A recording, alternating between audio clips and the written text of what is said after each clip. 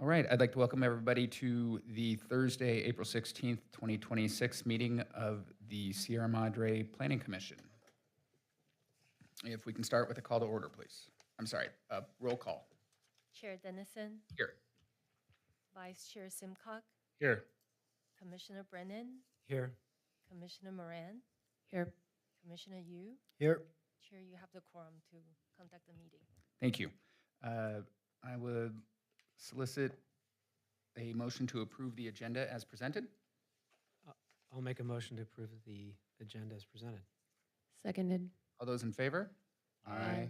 Motion carries unanimously. Next up is our report from our City Council liaison, Mayor Lowe.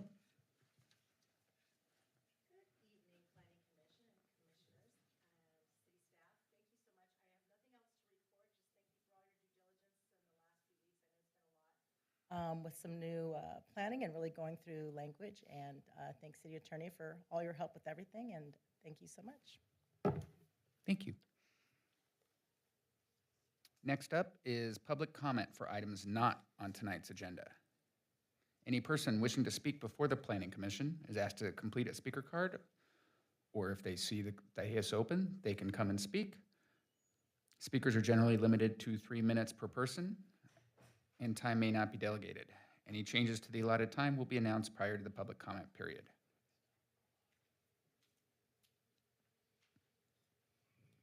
Chair, there were no speaker cards received for items not on the agenda tonight. Thank you. Seeing nobody approaching the dais, we will we'll go ahead and move into the public hearing. First up is tentative parcel map TPM 25-01, a request to subdivide an existing property located at 444 North Lima into 3 parcels. Does staff have a presentation? Yes, our system planner, Huang, will deliver the presentation. Thank you, Director Lin. Good evening, Planning Commissioners. Tonight we have a public hearing item for tentative parcel map 25-01, a request to subdivide an existing property located at 444 North Lima Street into 3 parcels. On screen is the project location. It is located north of Lima Street, just below or south of West Carter Avenue. It is located in the residential low density land use designation, and it is designated single family residential R1 zone. The lot size is 30,872 square feet. The existing conditions of the lot would consist of an existing single-family dwelling, which was built in 1948 and is of 1,378 square feet. This single-family residence is proposed to be demolished. An historic resource evaluation report was prepared by Sappho's Environmental Corporation and has deemed the structure as ineligible as a historic resource. Also located on the project site are 7 protected tree species, 2 of which are proposed to be removed due to poor health and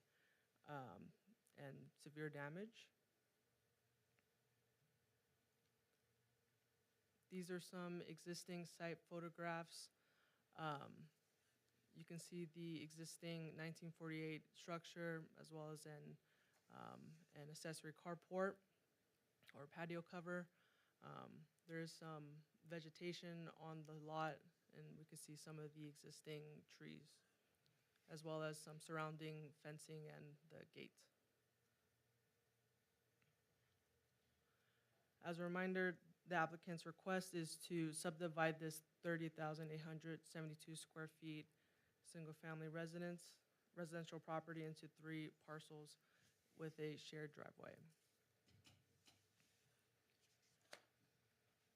Moving on to the proposed subdivision, with the three parcels, the first one being 8,611 square feet highlighted in the orange, furthest to the west. The second parcel is sized to be 8,547 square feet in the yellow. And lastly, the third parcel furthest to the east is the largest, of 10,303 square feet. All of these parcels do meet the minimum lot area requirements in the R1 zone, which is 7,500 square feet. And south of all the parcels will be a shared driveway that measures from 15 feet to 24 feet throughout each lot. I do want to note on the southeast of the parcel, of parcel 3, there is an existing LA County Flood Control District easement.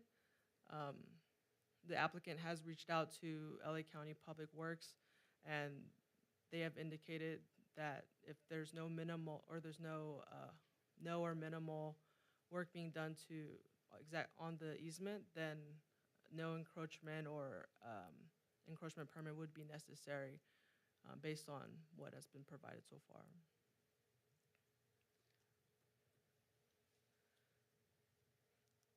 With this subdivision tentative parcel map, the findings summarized would be that the proposed map is consistent with the Sierra Madre general plan, as it is still consistent as a single-family residence in the single-family zone.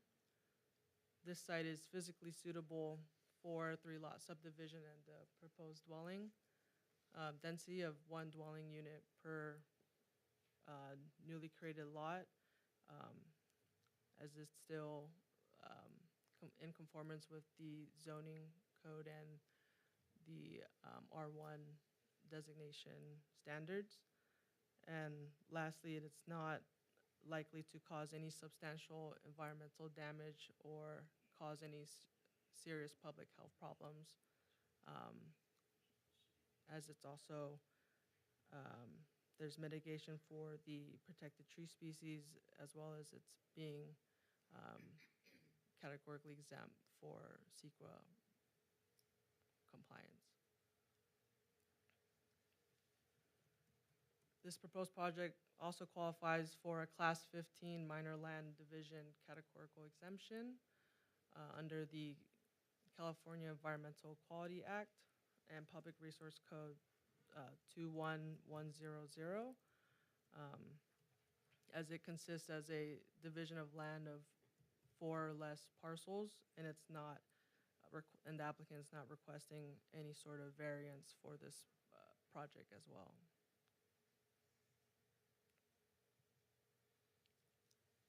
With this application, the Planning Commission may adopt Planning Commission Resolution number 26-005 as presented, recommending the City Council conditionally approve tentative parcel map 25-01, or approve the resolution with modifications, or recommend the City Council deny the request, identifying findings that the Planning Commission cannot make and the basis for rejecting those findings. And lastly, or continue the public hearing, providing direction to staff and the applicant. Staff does recommend the Planning Commission adopt Planning Commission Resolution number 26-05 as presented, recommending the City Council initially approve this tentative parcel map. That concludes my presentation. The applicant and property owner are here present, and does have a small presentation or a collection of photos to share with the commission as well, and is open for questions. Thank you. Do you want questions for staff first, or do you want them to present first? Either way. Other questions for staff?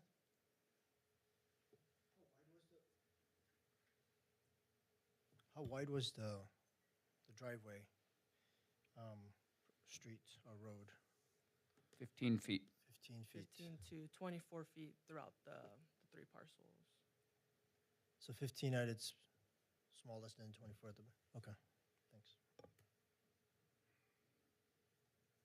Any other questions for staff? So you showed two different numbers, and I just wanted to clarify that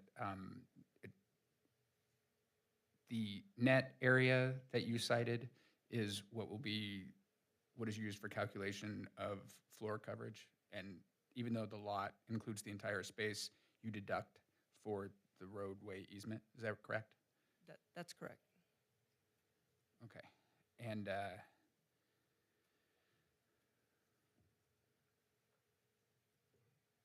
I remember correctly, it's like 26, 25 plus 25% of the area between 7,500 and the full size of the lot. That is how we determine the floor coverage? Based on the lot size, it may be, there's different ranges for floor area of building. Is that? Yeah. So I thought that for 7,500 to what, 11,000, or maybe it's 11,500, that it's 26, 25 plus everything above, 25% of everything above 7,500 square feet. Is that right? Chair, those provisions do exist for lots that were created prior to October of 2016. There are slightly similar but different provisions for lots created after October of 2016. And for these, I think they apply at 35% the lot area. Okay.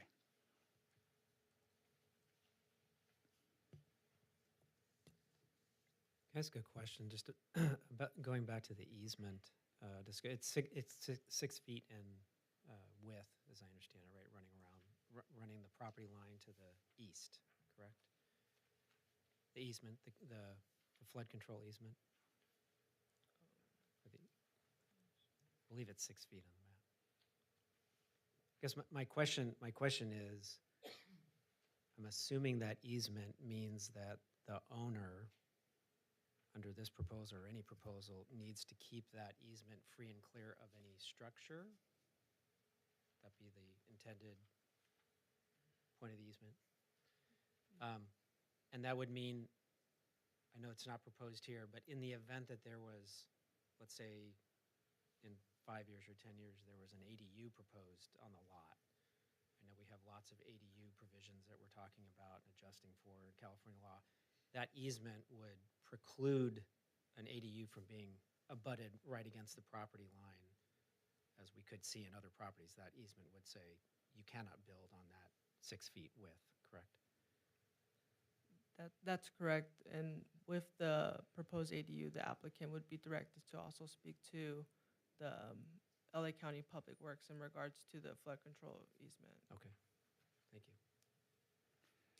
And so it just rough math, it looks like if they maximize the build of Lot 2, it would be under 3,000 square feet. So unless it's a two-story that triggers some kind of a design review, it would not come back before us, Lot 2. Is that correct? If it is less than 3,500 square feet. 3,500 square feet is the trigger for design review? I thought 3,000 was. I believe it's 3,500. Chair, I'm checking in on that right now. The trigger for design review on a lot of this size would be 3,000 square feet, and the maximum allowable for this size lot would be 2,200, and this is the case for all 3 lots, 2,225 square feet plus 10% the area over 7,500 square feet. Okay, 2,200 plus 10%, you said over 7,500? That's correct.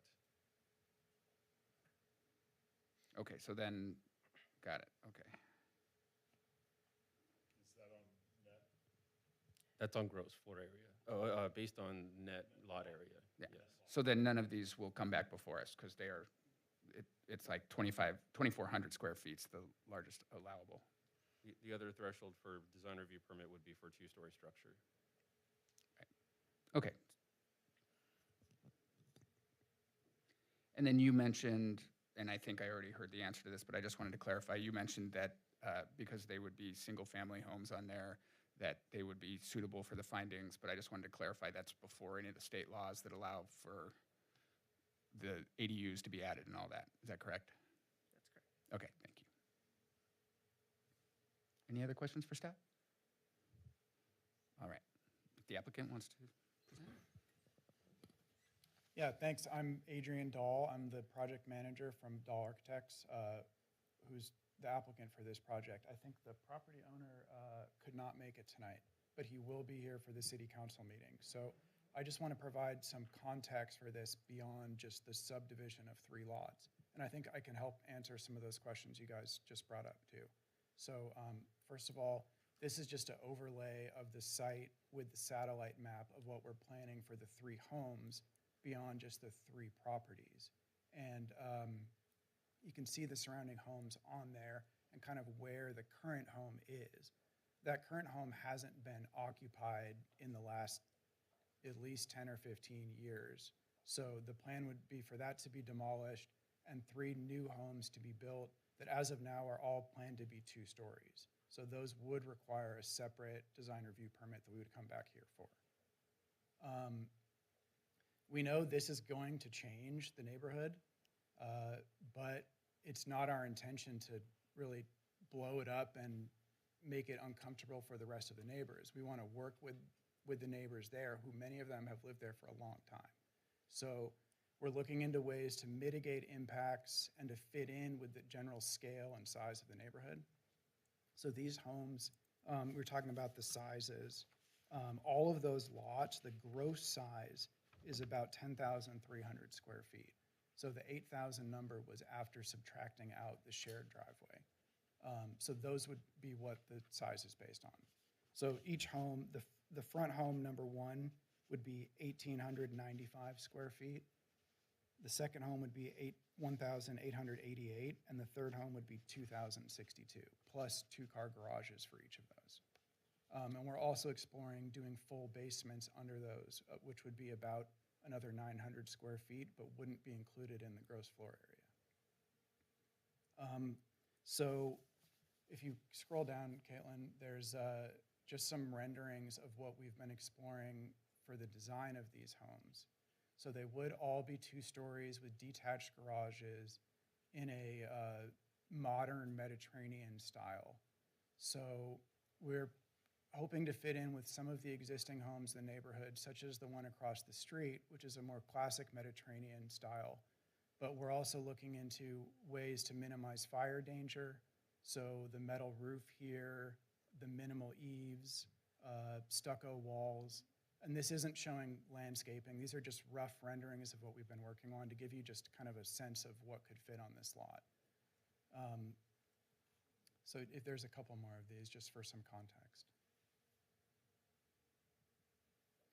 And we did want to point out that that big tree on the south, I think, was mislabeled in one of the slides. That tree would remain, and the shared driveway actually goes around that tree, which we think kind of makes it more organic instead of just a straight run of a driveway.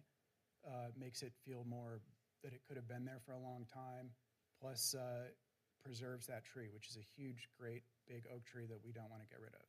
There is another oak tree that is smaller than that and has some fungal growth and some other damage that we are proposing to remove, as well as a sycamore tree that was damaged in the wind and firestorm last January.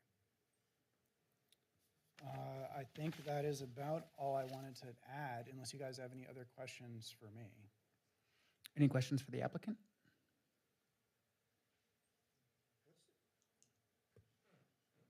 What's the grade change from north to south?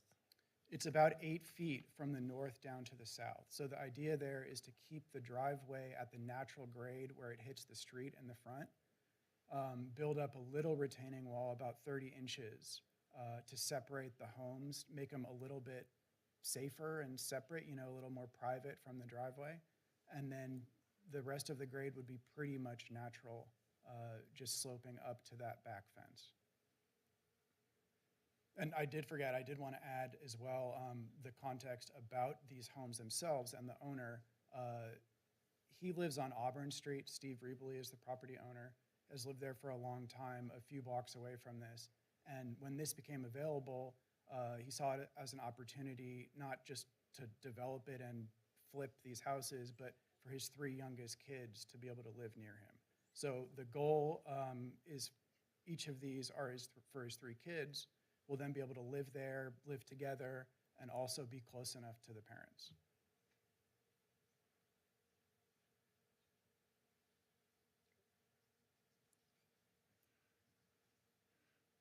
Any other questions? All right, thank you. Yeah, and we are looking forward to coming back for the design review permit. As I said, these would be 2 stories. So for any of the neighbors or for you guys, I think that would be the time when we talk about ways to mitigate impacts such as more dense landscaping, directing windows, ways that we can all work together to ensure privacy from both sides. Thank you. Thank you.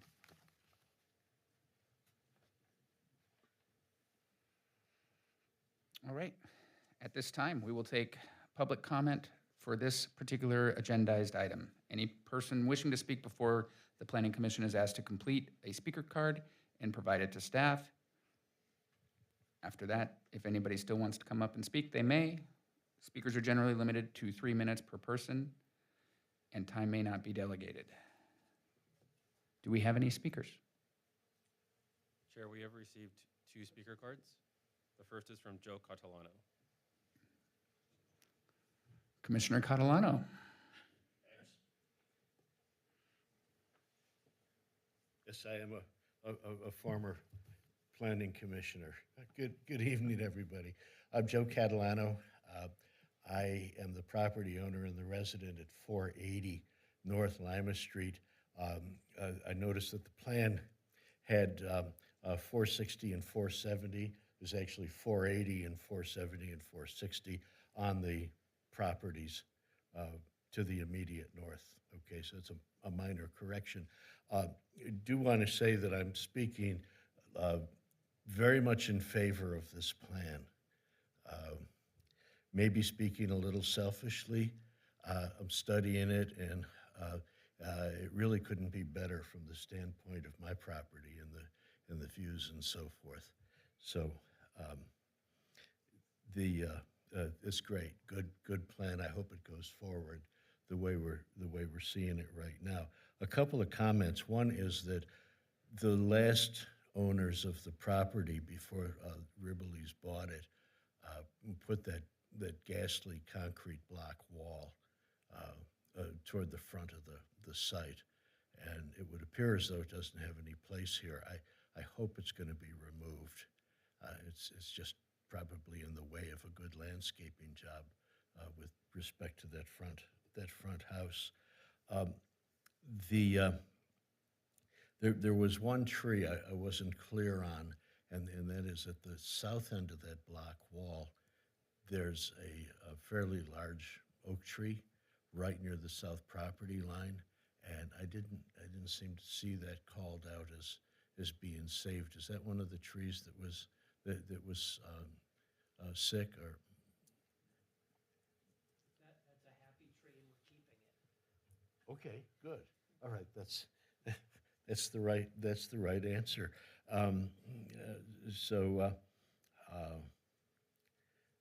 I think that's it. Were you going to take down that block wall? Yeah, it's ugly. Yeah. I don't know why. I don't know why it's there. But at any rate, okay. Let me just summarize by saying that I'm very much in support of this project. The houses are just wonderfully placed with respect to the properties up. The property up north, 480 included, and it has the place has been vacant now for 10 years, and so it'll be good to see things get done there now. Thank you. Thank you.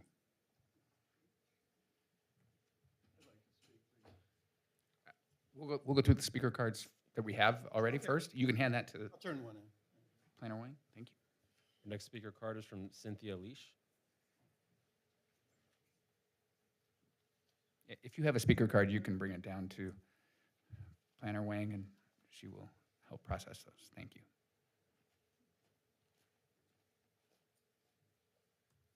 Good evening, members of the Planning Commission. My name is Cynthia Lash, and I live at 435 Adams Street, immediately east of the proposed project. I purchased my home 39 years ago while I was pregnant with my twins. I raised my 3 children there, and today those same twins are raising their own families right here in Sierra Madre. My daughter Jennifer's right there with Isabel and Sophia. My backyard is the heart of our family. It's where we host our 4 grandchildren and where we gather to enjoy the unique privacy that brought me to this town 4 decades ago. Currently, our yard is entirely private. We cannot see another house. I am here tonight because the proposal, as designed, will permanently eliminate that privacy for my family and future generations. While I respect the applicant's desire for a family compound, the commission must evaluate the permanent land use impact of this subdivision, which will outlast any specific owner.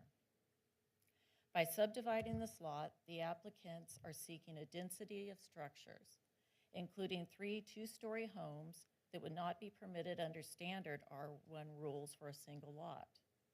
Specifically, home number 3 is sited only 24 feet from my property line. This 2-story structure will tower over my fence, looking directly into our backyard and bedroom windows. This is a direct conflict with General Plan Policy L6.3, which mandates the minimization of lines of sight into neighboring yards. I'm not asking to stop the project, but I am asking for meaningful conditions to ensure this development is compatible with our neighborhood. I respectfully request that any approval be conditioned on the following. First, scale. Require the homes to be single-story or have a significantly stepped-back second floor. This matches the scale of other successful 3-lot splits on Lima Street. Second, visual privacy. On the east elevation of home number 3, require high sill or frosted windows only, with a total prohibition on balconies facing my yard. Third, buffering. Require a permanent evergreen privacy screen of mature hedges along the shared fence line. Fourth, trees. Ensure the protection of existing oaks on the property line and require an independent arborist review to save the mature coast live oak and sycamore currently marked for removal. Sierra Madre's small-town character is preserved through careful decisions like the one you are making tonight. Please help me protect the integrity of my home and the character of our community. Thank you for your time and your service. Thank you. The next speaker card is from Guy, and I'm sorry, I cannot read the last name. Bailey. My name's Guy Bailey. I live I don't see the map anymore, but it's 2 properties down to the south. And Joe's my neighbor. I take his opinion into consideration. I don't have any specific objection to the subdivision at this point. What got my attention was the trees. I was not familiar with this until just tonight, really. And I probably would question whether those trees are in the poor condition that have been stated. So I would agree with the previous speaker that some independent evidence should come in about whether those trees need to be removed or whether it's justified. My suspicion is it's not. Anybody that lives in that area knows we get tremendous winds. Trees are constantly getting damaged. But we've got some huge trees that have survived over the years. And so I'd be against removing it, any tree, just at this stage, a decision to remove the trees. I would like to note that the it was news to me that the current owner is not the owner that initially bought the property. And I'm sure my other neighbors would concur on this. The first purchaser of that property took down a lot of trees. That was a tremendous, it was like, I don't want to say a forest, but it was very densely vegetated. And he stripped out all the non-protected trees. Now what's left, and I just happened to notice the other day, what's left on the properties, I don't know if it's 5 trees or so, but it's very few compared to what used to be there. So I think anything that, again, keeping in mind that, not to change the character too much, that at least the trees that are there should be left there. So I would, again, just agree that some independent evidence be brought in regarding the condition of the trees that are being proposed to remove. And that's pretty much it. Thank you. All right, thank you. The next and last speaker card comes from Jennifer Makeda. Hi, thank you. I'm Jennifer Makeda. I was raised in Sierra Madre and then moved back to Sierra Madre 6 years ago to raise my daughter. We now have 2 daughters in Sierra Madre and we own a townhome. So I'd like to share the perspective of a young family that's homeowners in Sierra Madre looking to move to our next home in Sierra Madre. This community is near and dear to us and we're committed to being here. We have been unable to find a home that fits our needs. The reasons we would want to move from the townhome we own are to have a yard, to have privacy, to have this experience similar to the one my mom described of living at 435 Adams Street with a beautiful yard with privacy, with the swing set and everything that was just so cherished to our childhood. And several of the more recent developments in Sierra Madre do not fit the requirements we have in a standalone single-family home. So seeing these plans, I really am glad for the family that it could fit their needs. I question, would it fit a future home buyer's desires and needs when this no longer fits the needs of the family that wants to move forward with this development? Because I can tell you that I would not be considering a home where you're basically living what feels like townhomes. So I wanted to share that perspective because I'm thinking not what is the future of this home, these homes in the next 5-10 years, but what is it going to look like in 20, 25, 50 years? And is it the right kind of development for the city? I also looked at some of the homes in other new developments, and while they were beautiful homes, they didn't have a good ratio of home size to lot. They didn't have yards, they didn't have privacy. And to me, that's what makes a single family special. And I also appreciate the small town feel of this community and want to maintain that as well. So thank you. Thank you. Does anybody else want to come up and speak? All right, then we'll bring it back for deliberation. Who would like to start? After we do ex parte visits.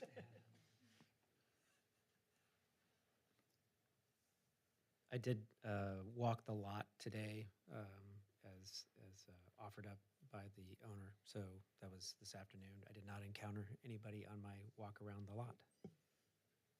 I just drove around there. I didn't encounter anyone. I also walked around the lot this afternoon. I've not walked around the lot yet, but I've been in the area previously. I did walk around the lot, no ex parte contacts. Now who would like to start deliberation? I always start. You guys start. I'll start.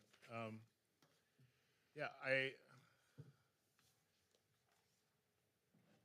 I don't have a problem with splitting the lots out, but I guess maybe that's the question is this coming back, or could we make it a condition, a design review condition upon, for splitting the lots, for having design review?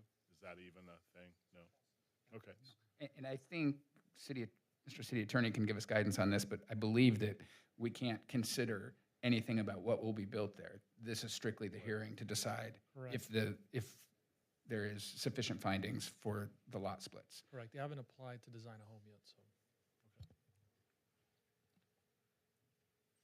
So that answers my question. Thank you.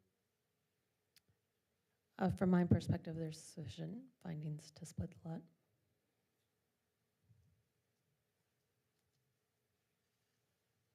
Yeah, I would agree. It appears to me that obviously the applicant is meeting the requirements of minimum lot size. And are we discussing the trees in this context? I'm not a certified arborist, but I looked at the report. It seems to me that there's sufficient evidence based on the photographic evidence to support the proposals for the trees.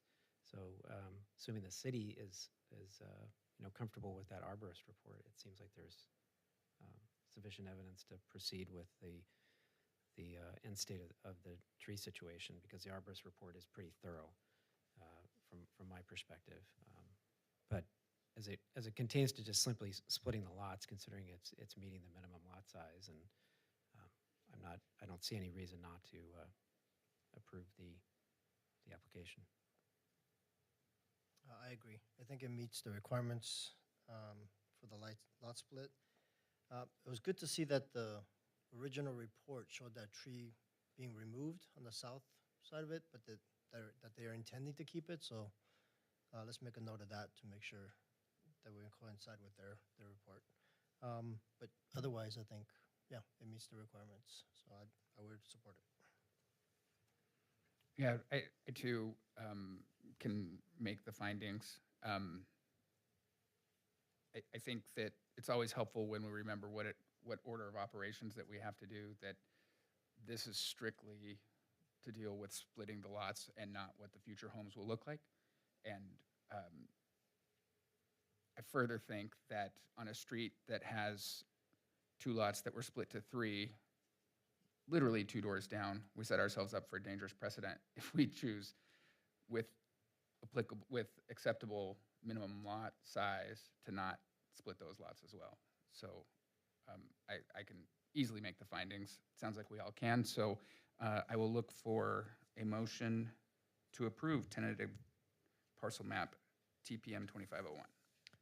Motion to approve tentative parcel map TPM 2501. Second. All those in favor? Aye.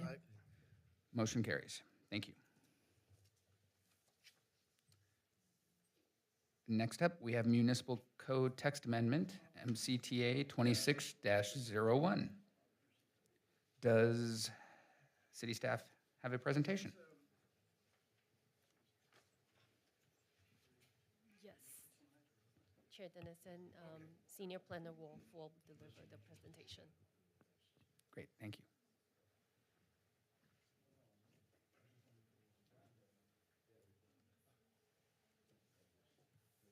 Good evening, Chair Dennison and Planning Commission. Tonight, we have a public hearing for Municipal Code Text Amendment 2601 for updates to Sierra Madre's ADU ordinance. So just to reiterate from last month's discussion, the purpose of this update is to align with recent state laws regarding ADUs and HCD's expectations for objective and ministerial standards. We also want to update this ADU ordinance to clean it up for internal conflicts and any technical errors that exist within the ADU ordinance, to clarify any ambiguous provisions so applicants and staff can apply rules consistently and predictably, and to support the housing element strategy to remove governmental constraints and encourage more housing options, including ADUs. So since the discussion on March 19th, staff reached out to HCD to clarify some ambiguity about the permitting process and attached ADUs.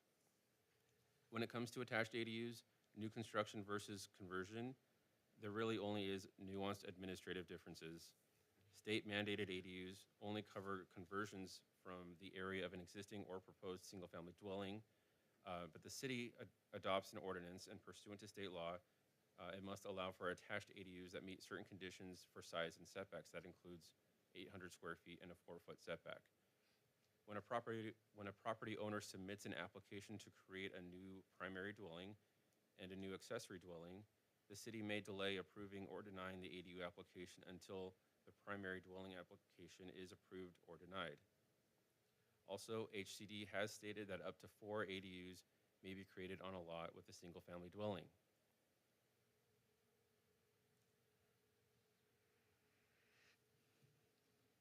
So to illustrate that visually, I wanted to show here's a single-family dwelling with a detached accessory structure. It doesn't really matter whether it's a garage or a guest house. It's the accessory structure in this case. Under Government Code Section 66323, which covers state-mandated ADUs, it can allow for 1 junior ADU, which you see within the existing single-family dwelling, and 1 newly constructed detached ADU, which you see highlighted in yellow. Additionally, state-mandated ADUs also allow for 1 conversion ADU, which you see there as, again, another part of the single-family dwelling, or as a part of the existing detached accessory structure. So when it comes to state-mandated ADUs, a total of 3 ADUs can be created. 1 more ADU can be created where the city has some limited range ability to regulate. This example includes the 3 state-mandated ADUs, the conversion of an accessory structure option there, and then the city permitted attached ADU, which can have a 4-foot setback. And this example is just like the last one, except with the conversion of part of the primary single-family dwelling, not the accessory dwelling. Again, this results in 4 ADUs, which can be permitted.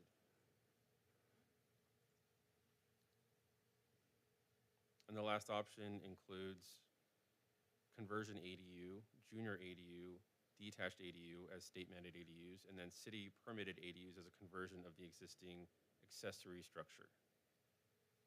Can you go back 1 slide?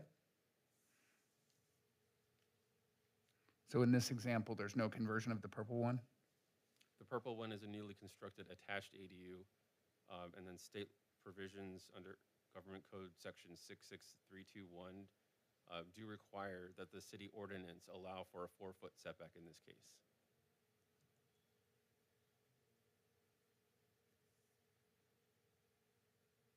And the last option, and I'm not doing every single iteration here, but just for concept purposes, the last option involves the 3 state-mandated ADUs, and the city can permit a detached ADU here as well.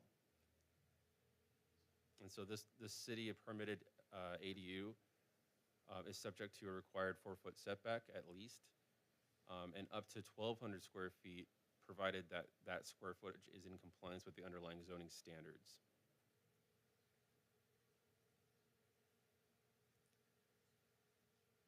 So like I mentioned before, regarding attached ADUs, yes, it's under Government Code Section 66321, Subdivision B, Paragraph 3.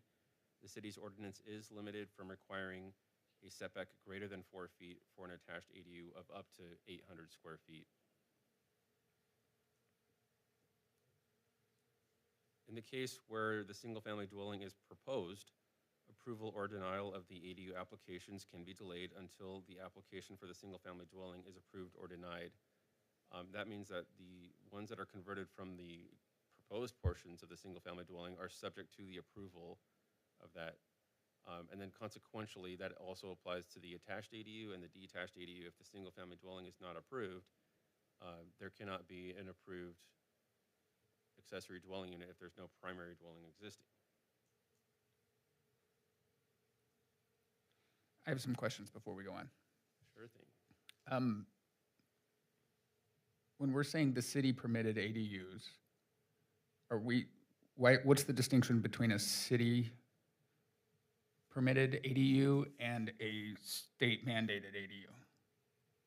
The city permitted ADUs are ones that the city has abilities to regulate more strictly than state mandated ADUs.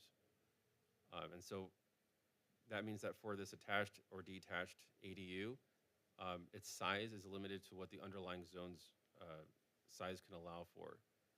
So By way of example, if after the single-family home is built, there's nothing else on the single-family home, let's say, let's go back to this condition here. A property owner can propose an ADU detached or attached, and if the underlying zone allows for an addition, you know, whether that be to the single-family dwelling or to the accessory structure, and that addition can accommodate within a maximum area a dwelling of up to 1,200 square feet, then that can be permitted through the city's permitting process.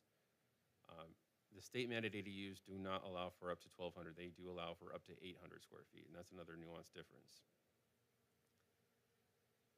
But for clarity though, and I think that's part of your question is, I just want to be clear that when you call it a city permitted, it's still state mandated, but city permitting is just a category that we kind of create to say that we have a little more control over, right? That would be correct. So It's not something where the city said, hey, we're going to give another ADU kind of thing, right? Because the labeling could be construed Yeah, as that. that's what I'm trying to Yeah. understand. yeah, I'm trying to draw the distinction because yes, all of these ADUs are technically state mandated. Yes. Okay. The ones I'm calling state mandated though are specifically mandated under Government Code Section 663. And we have no purview to enhance or take back from any of that. That's kind of thing. That's correct, Okay. yes. And so under those provisions of Government Code Section 66323, if a property owner proposes an ADU of 800 square feet and that amount exceeds the maximum allowable under the governing zone, the city still must permit it. And that's why it's called state mandated. City permitted, really the distinction here is that it's still allowed through zoning regulations. Got it. And all of your examples, none of them are a hybrid. Is there a difference between, like, when you did the, the converted junior ADU, that was already within the diaphragm of the house? That's correct. So you cannot combine conversion plus new building? That's a great question. That was a nuance I did not want to explain because it gets very complicated. But we're talking about an existing single-family dwelling and then a proposed portion of that same single-family dwelling. So if someone, it's pretty silly to say that, you know, I would like to propose an addition to my home and then convert it to a single-family dwelling when I could just propose an attached ADU, and that's only subject to state laws. Instead of where if I say I wanted to propose an addition to my home that I then want to convert to ADU, I would restrict myself to the underlying zone setback requirements, and that would be non-beneficial for myself. Say that again. Say that again. So to your question was, can an addition be proposed onto the single-family home, and can that addition be a conversion to an ADU? Right, so part of the house plus part of the new build, but you're converting the entire portion of that to an ADU. So the answer is yes, but we would never see that happen because it would be subject to underlying zone standards for setbacks. That's more stringent than the regular house. But not floor area coverage, just setbacks? It would be subject to all zoning standards, and I just include setbacks as a way of Okay, example. but why would it be subject to everything if it's creating an ADU that is state mandated to be allowed? It's falling under the same rules as this proposed proposed single-family home situation. The entire home does not need to be proposed. It can be an addition to that home. So let's say only the top half was proposed as an addition there. All of that would be subject to underlying zone standards for floor area, height, setbacks, and so on, lot coverage included. The applicant can then afterwards, once it's approved, because we can take that application separately and hold on approving or denying the ADU applications until after the proposed single-family home, either full home or portion or addition to the home, is approved or denied. So then you could diminish your house by the portion that you want to build, so that now you have reset the size of your house, and then the entire area that you wanted to build, you could come back right afterwards and make an ADU by right. Or if you, I'm not sure I completely followed, but So let's say that you had 200 square feet of existing home and 200 that you proposed building. You're saying because there's a combination of the two that you're limited by the underlying zone, the underlying code.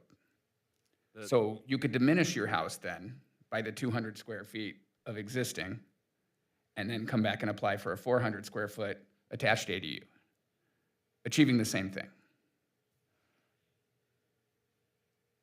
in concept, yes, I think the numbers would be slightly different, but yes, in concept, yeah. As long as you were under the, what is it, 800 or 500, depending, right? So you can still achieve the same thing, you just have to do it sequentially. Yes. I just wanted to point out one thing. Planner Wolf was talking about potentially 4 ADUs on a lot with a primary dwelling. That's HCD's interpretation, and it's also very controversial, brand new. They've never taken this position before, even though the law hasn't really changed. This is a brand new interpretation, and among the city attorneys have a message thread That sounds where like a on, fun through Cal On the Cities, group chat. yeah, through Cal Cities, there's like a thread where it's like a messaging forum. Anyway, they've all raised this, and I haven't found one person other than HCD that has this interpretation. So I think this is something that may exist in theory, but you're very unlikely to see 4 ADUs come to fruition on a single lot. The other problem with that, as we were talking about earlier today, let's assume for a second all 5 of those units are affordable, deed restricted. What that triggers is, which it never triggered before, is density bonus. Density bonus. So if you have 5, and then if they're all affordable, then you waive density. So your 5-unit development, if all affordable, could technically become as many units as you want. It depends on your level of affordability, but at some level of affordability, I think it's like if they're all very low, you waive height requirements, you waive certain density requirements. So anyway, I don't think that was a well thought out interpretation, but you're not likely to see it anyway. Okay. I'm sorry, but I have to bring up one more question. Once something is designated a ADU or JADU, can the conversion go back to part of the house? That's a great question, thank you. When it's converted, staff do require the property owner to file a covenant and deed restriction that it be maintained as a junior ADU or an ADU. And additional terms in that covenant and deed restriction include no rentals for terms shorter than 30 days. Essentially, it's no short-term rental. Right. Okay, so it's always going to be an ADU. There are processes to release that restriction if there's subsequent proposals. One such situation, and this would only apply to a detached ADU, is if, let's go visually here, I like to work visually.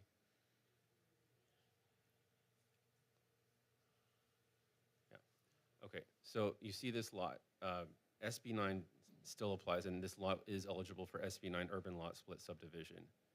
And so the way our code is written is it encourages that lot split to go down the middle and between the single family home and the ADUs.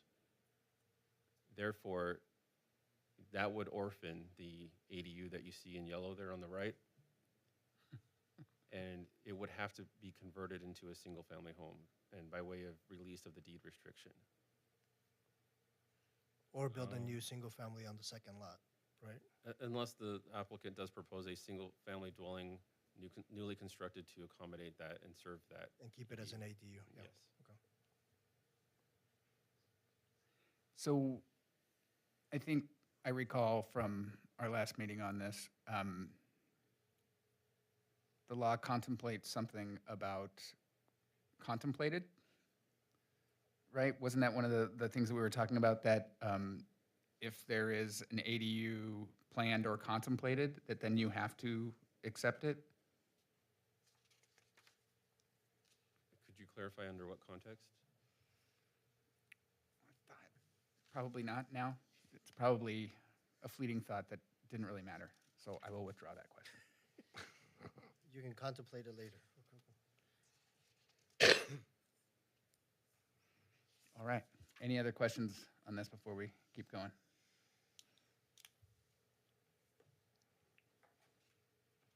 The next topic is height and angle plane. Yeah, the commission had asked us to look into this and discuss it further. And the last time the planning commission actually discussed this was around 2021, 4 or 5 years ago, whether angle plane could be enforced here. And as you see on slide illustrated, is the angle plane, which can be enforced and accommodate a 16-foot height accessory dwelling unit. Now on the top, what you're seeing is a height that is allowed to be measured for pitched and hipped roofs. And that's 16 feet to the top, 1/3 above the top plate within that roof structure. But on the bottom, they're not pitched or hipped roofs. What's shown is a flat roof and a shed roof. That has a more strict height requirement, and that goes from the, and this is the condition for the bottom point of the height, goes to the point where the building meets the grade at the lowest point around the perimeter of the building. And so in the more strict height conditions, that would go again from the bottom point and up to the top of the building where the roof copes with the building wall. Essentially, it's a more strict height requirement. But as you can see, visually looking at it, more massing would be allowed nearer to the property line than under a height with pitched or hipped roofs. But regardless, all of this can be approved as is. The taller volumes with the angle plane can be approved, but they must be stepped back a certain degree in order to meet angle plane requirements.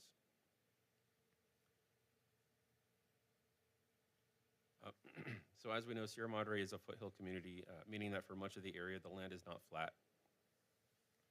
Because grading is not restricted, enforcing the angle plane requirement, especially on buildings without a pitched or hipped roof, does not preclude permitting a building of 16 feet in height. The standard for height maintains that it be measured from the lowest point, as I already mentioned. And so that's all to say that requiring excavation only in the areas closer to the edges of the property facilitates the building of a 16-foot height ADU, provided that they are carefully designed and mindful of the site-specific conditions. And I'll illustrate more of what that can look like.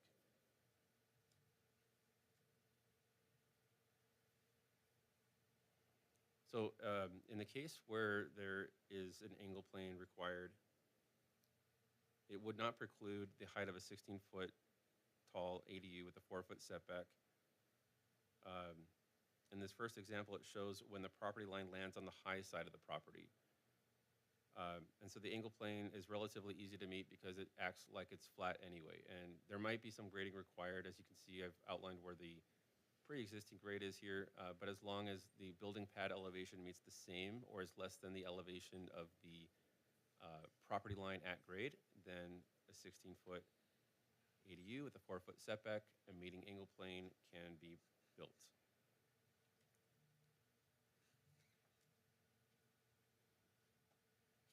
And that same concept applies to a flat roof structure. Now, as you can see, its bulk is not as tall, but without that shed or without that pitched roof or hipped roof, it's going to look bulkier apparently from the adjacent property. And so between this example and the last example, because the property line lands on the higher side, the grade difference here doesn't actually matter as much because that property line being at the higher side acts as though the entire thing is flat, except for those smaller, less significant portions on the existing lot, which would just be graded out for that 16-foot height.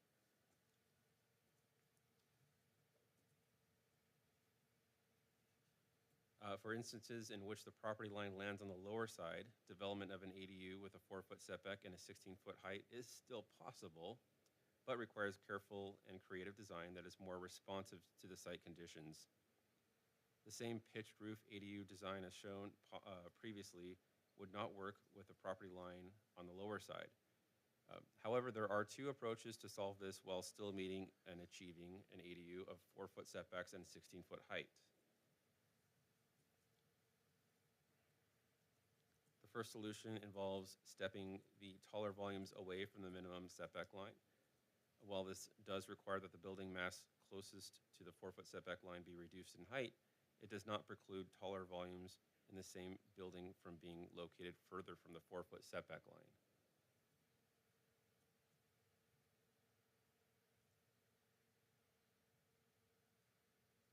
The second solution involves grading design that creates a building elevation equal to or below the elevation where the property line is.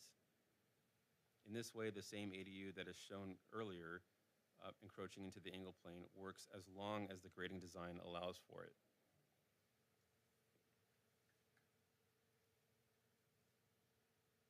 For flat-roofed ADUs, the same conceptual solutions can apply to meet compliance with the angle plane standards and a stricter height standard.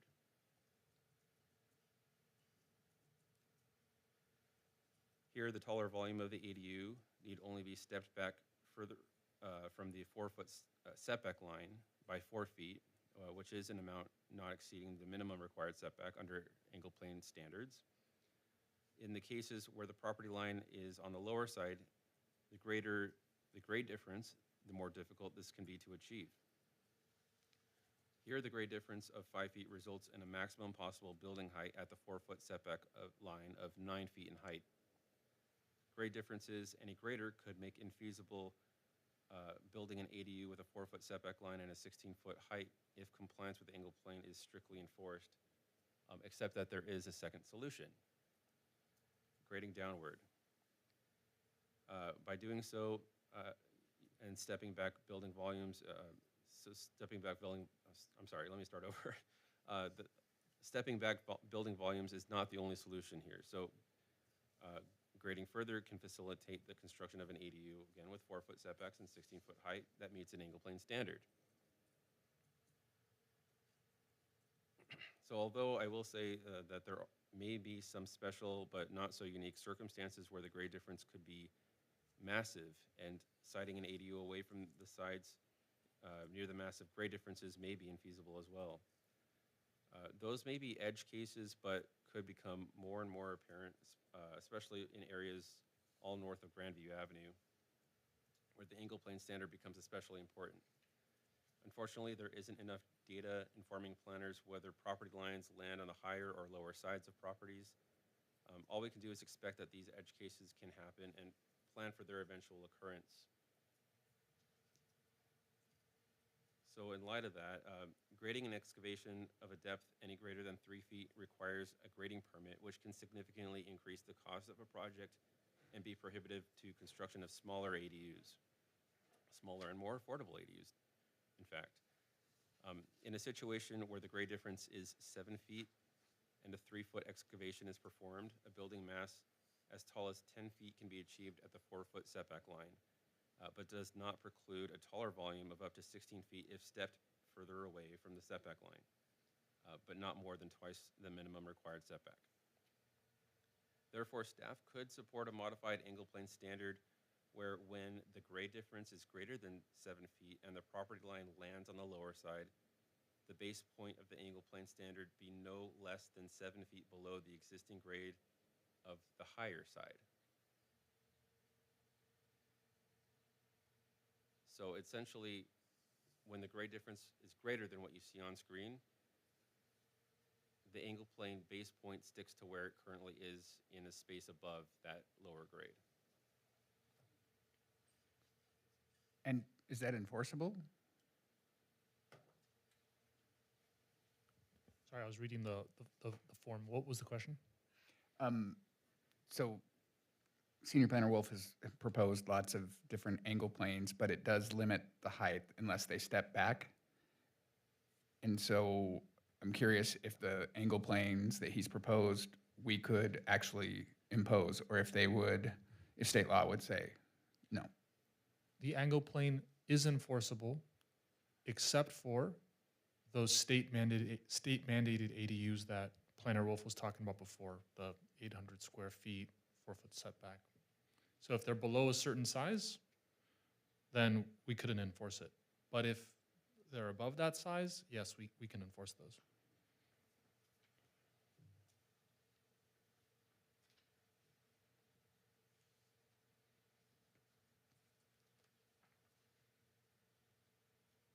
So this only works over 800 square feet, Or for the fourth ADU on a lot, yes. or for the fourth ADU on the lot. The mysterious HCD yet to be tested by council, not you, council, just in general. General counsel. See what you did there. Okay. Thank you. So on screen is the text of the angle plane standard. What I wanted to highlight here was the middle portions of that where it provides that the second floor shall not be required to be stepped back further than twice the required setback. There's some language in there that might have been left over from a code amendment from the past. It says whichever is less. There is no, either or here, so that's something that we can look at as a future amendment. When we apply this to ADUs, instead of looking at it as a second floor strictly, we're looking at it as just a taller volume. And that's how we apply the code currently as it is today. But what I also wanted to point it out was that the underlying portion you see here is not applicable within the RC zone. Now, the RC zone, residential canyon zone, has its own angle plane standard. It's basically mirrored of this same language, but without the underlying portions. And that means that essentially there's no stop to this second floor step back, and thus no stop to the higher volume portions of a building when we apply it to ADU law. Only in the RC zone. I have a quick question. So does this say you can have roof eaves that are 4 feet out from the structure? It does, but I think it here is implied that that would be permissible by other standards. And so because an ADU can be as little as 4 feet away from a property line, there is a strict 3-foot clearance between a property line. And so that eave would then be limited to 1 foot in depth. Okay, yeah. I just wanted to make sure we weren't getting to zero.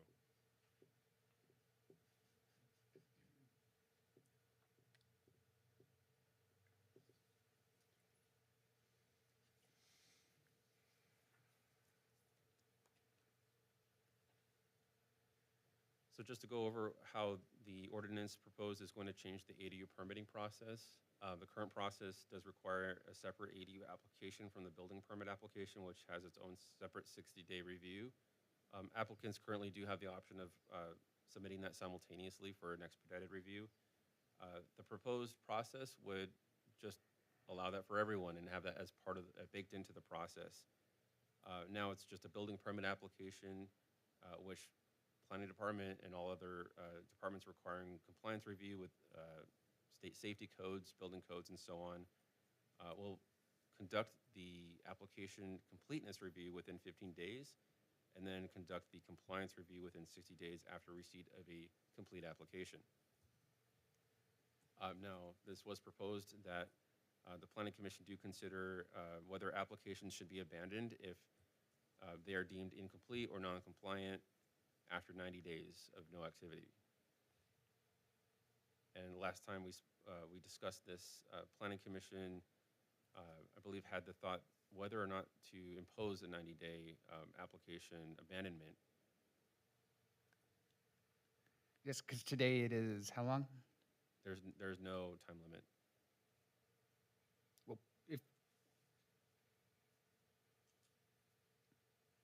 so the application can stay, they can come back 2 years later and say, I want to move forward on this now, and I've submitted, and it would still be tied to the older set of regulations? That does happen sometimes. Typically, what staff does is contact the applicant by 1 year out and ask whether or not their application wants to be continued or abandoned. And then we get the word and either continue the application under the provisions that applied at the time of application, or they resubmit a new application, pay a new fee, and gain the benefit of new provisions under the current code under the new application date.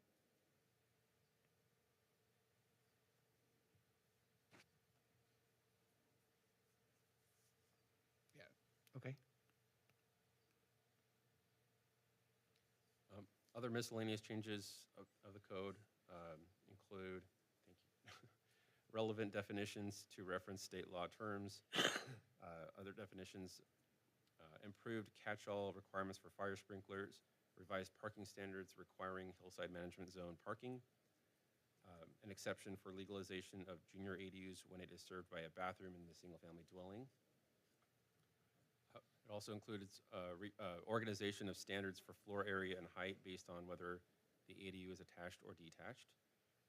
We also include reference to angle plane standards within the height standards, and a reference to the upcoming objective design standards, where it would apply to ADUs in the context of multifamily dwellings. The ordinance before us tonight is consistent with general plan, housing element goal 2.0, policy 2.1 and 2.5, which encourage construction of new and well-designed accessory dwelling units in residential zones as a means of addressing a portion of Sierra Madre's regional housing needs. The ordinance before us tonight is exempt from CEQA under Public Resource Code Section 21080.17, where it states the ordinance does not apply, CEQA does not apply to local ordinances implementing ADU state laws.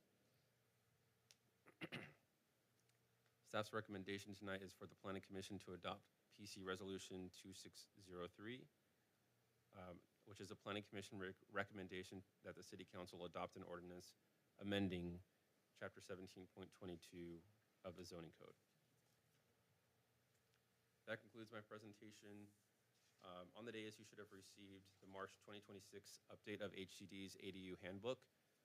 I can also display the underlined and striked code text if the Planning Commission would like to review that ordinance again tonight. Thank you. Thank you. Any questions for staff? All right, at this time, anybody may approach the dais and speak on the scintillating text code amendment. Please keep your comments to 3 minutes or less. Seeing none, we'll bring it back for deliberation. How do you want to move forward? Did the commissioners have a chance to look at the red line document and agree with it, or did we want to flip pages?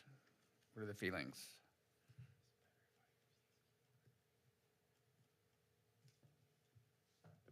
I looked at the red line document. I didn't see it. There was a couple like a weird stray comma here and there. I don't think we need to really go through that much. I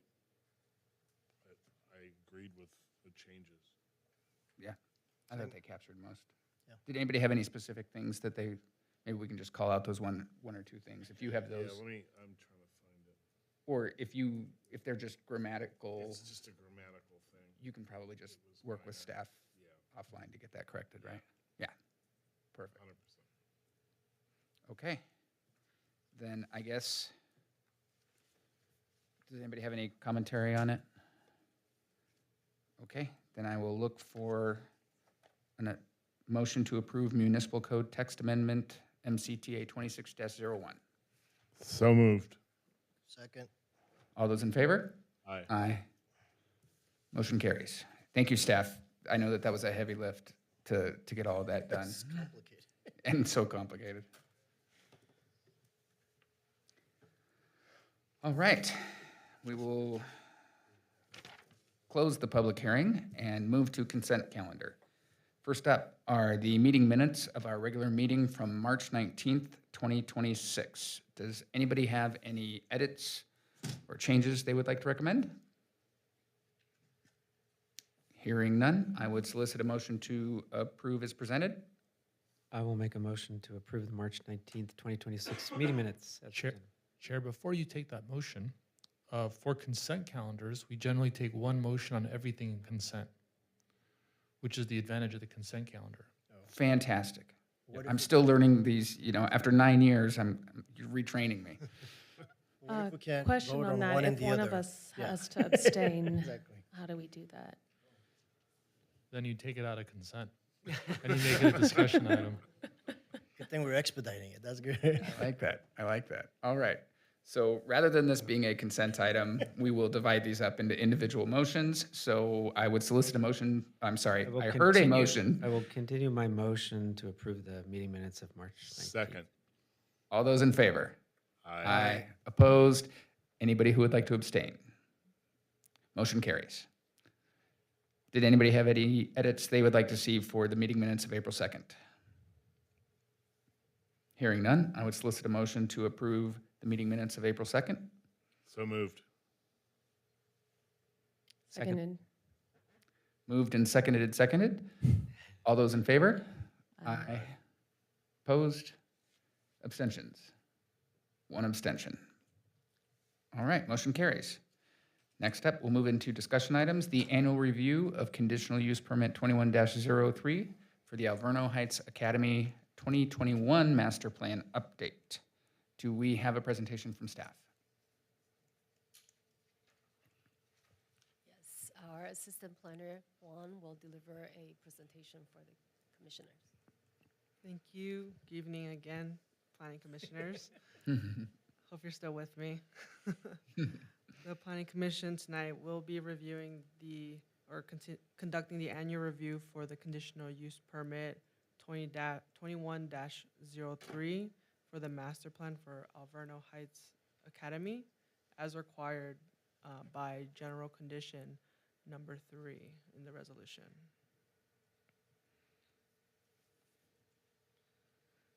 As you may be familiar with the project site or campus, it is located north of Michelinda Avenue and just between West Grandview Avenue and north of Highland Avenue. The site is about 12 acres in size and is located in the institutional zone.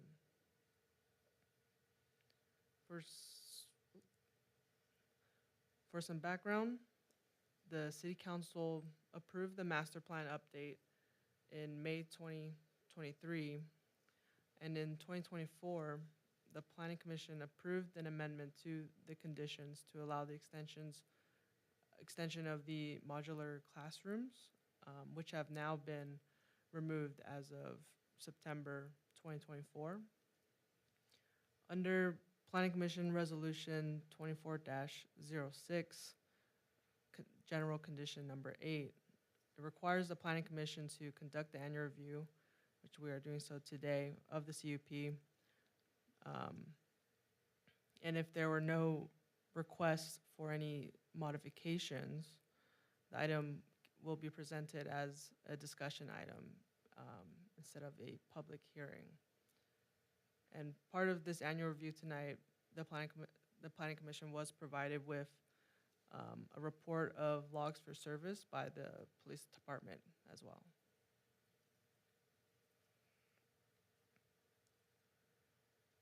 On September 16th of last year, Alverno had held its annual neighborhood meeting, which was attended by city staff, Commissioner Simcock, police chief, and 3 neighbors. In this meeting, the police department addressed complaints related to both the villa and the school, and neighbors had addressed and discussed some areas of pedestrian noise, school traffic, and changes to traffic flow at the time. At the time of this meeting, the sports courts were nearing completion, and as of date, they have been finalized for their building permit. And lastly, at the meeting, there was a discussion on the campus's water usage and leaks, which Alverno will provide an update on that after this presentation, if they choose to do so.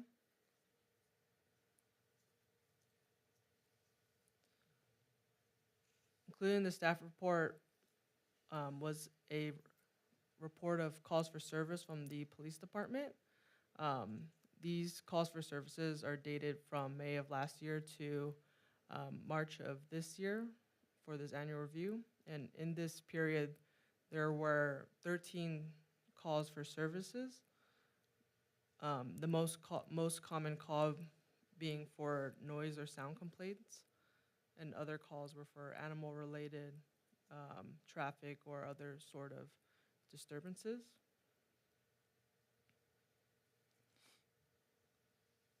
With this annual review, the reports for calls of services do indicate that that outside of any sort of planned events, the calls remain relatively low and do not identify any sort of pattern to a specific operation. Additionally, there were no proposed changes or violations to the conditional use permit 21-03, the master plan findings, or any of the conditions of approval. And lastly, the calendar events were mailed by Alverno to neighbors in the radius in a timely manner. With this review, the Planning Commission may, 1, receive and file the annual report by determining that Alverno Heights Academy has met the conditions in conditional use permit 21-03 for their master plan update, or 2, determine that Alverno Heights Academy has not met the conditions in the CUP and master plan update, and request that the Director of Planning agendize a public hearing, or lastly 3, continue the annual review and provide direction to the applicant and staff. Staff does recommend the Planning Commission receive and file this annual report as part of the CUP and master plan update for Alverno Heights Academy. That concludes my presentation. The applicant is present at the meeting should the commission have any questions for them. And if the applicant has any presentation or report, they can address the dais as well. Thank you. All right, any questions for staff? So this is part of the master plan, which includes the design of the accessory building, right? Is that what it's called? I forget. Yeah. Yeah, thank you. And that was a 5-year plan before it'll come before us again? Am I remembering that right? It was, I believe it was 2 years, and there was a 2-year extension from that previous amendment. Okay, if I'm not I mistaken. just didn't remember how long before we get the larger presentation of where things are and what they're planning to do next. Do you remember what that is? Chair, offhand, I do not remember. I believe it was in a later phase of their master plan, which I believe is a 10 to 20-year plan. Okay. All right. Any questions for anybody? No? All right. At this time, do we do public comment on discussion items? We do, yeah. At this time, anybody may come before us and speak on this specific agendized item. Please keep your comments to no more than 3 minutes. All right, we'll bring it back for deliberation. I think we just need a motion to review and file unless anybody has anything to comment on. I'll make a motion to renew and file CUP 2103. I'll second. All those in favor? Aye. Aye. Motion carries unanimously. All right, next up are reports from Planning Commission. Any commissioners have anything to report? All right, then reports from city staff.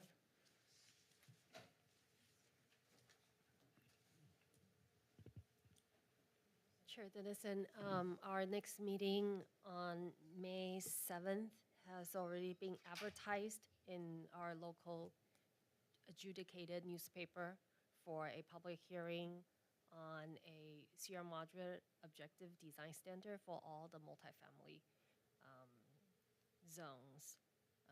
It's already agendized, and that would be our next item.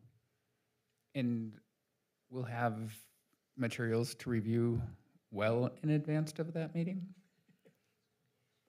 Yes, we are getting our final draft from the regional COG, SGV COG, and once we receive that draft, we will send it to your way, and the commission will have the chance to review them in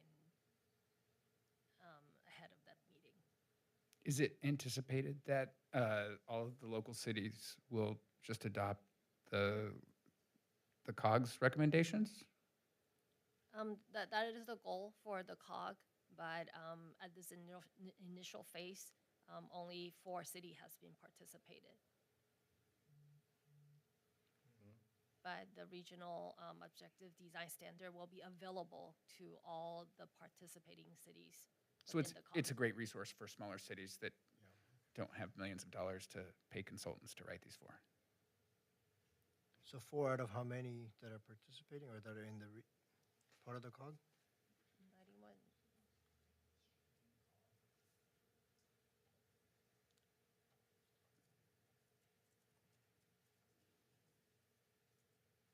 Because 4 sounds low, but if it's out of 8, then, you know.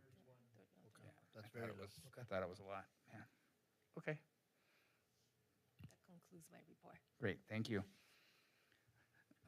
Hearing no other business, then we'll go ahead and adjourn. Thank you, everybody. Thanks. Thank you.